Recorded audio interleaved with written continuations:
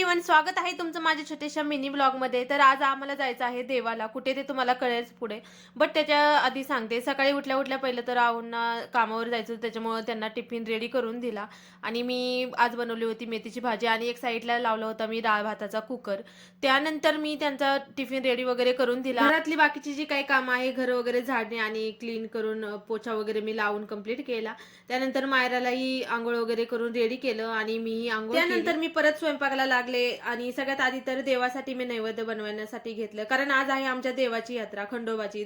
जसा काही लोकांचा जेजुरीचा खंडोबा असतो तसंच आमचा धामारीचा खंडोबा आहे, म्हणजेच आमचे कुलदैवत आहे ते। आता जेवढं स्पीड दिसतं तेवढं जर स्पीड आपल्याला रिअल मध्ये असतं तर किती छान झालं असतं ना। लेडीजला तर खूपच भारी वाटलं असतं, 5 मिनिटात सगळी कामं लेडीजने करून टाकली असती। तर आज स्वयंपाकामध्ये मी बनवली होती डाळ भात, चपाती, मेथीची भाजी आणि थोडासा रवाही बनवला होता। तिथे आम्हाला छोटंसं जागरण गोंधळ घालायचं होतं, त्याची तयारी मी करून घेतली होती। सगळं काही मी असं टिफिन मध्ये भरून घेतलं नेण्यासाठी। आमचे भरपूर सारे रिलेटिव्ह तिथे येत असतात आणि आम्ही छान असं सगळेजण स्वयंपाक करून आणतो आणि तिथे छान असं सगळे जेवण करतात।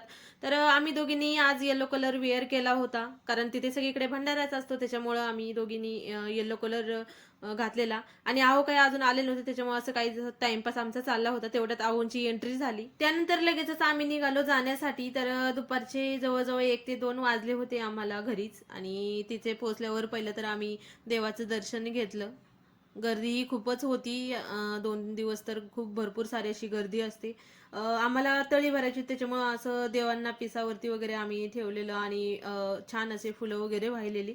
लगेचच आम्ही आमचं जागरण गोंधळही उरकून घेतलं तिथेच। या सगळ्या गोष्टी उरकल्यानंतर आम्ही जेवण वगैरे केलं आणि गेलो यात्रेमध्ये। तर यात्रेमध्ये काही घेण्यासारखं एवढं काही नव्हतं, म्हणजे सगळीकडे सेमच दिसत होतं, त्याच्यामुळे मी काही घेतलं नाही। मायरासाठी मात्र बांगड्या वगैरे घेतल्या मी।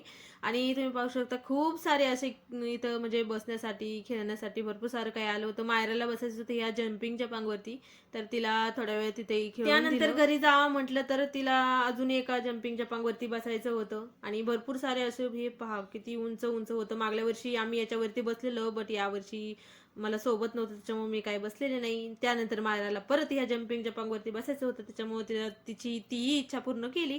आणि आम्हाला जवळजवळ वाजले होते 7 तिथेच। आणि अंधारही खूप म्हणजे पडायला लागलेला होता, लांब प्रवास असल्यामुळे तिला म्हणलं बास आता।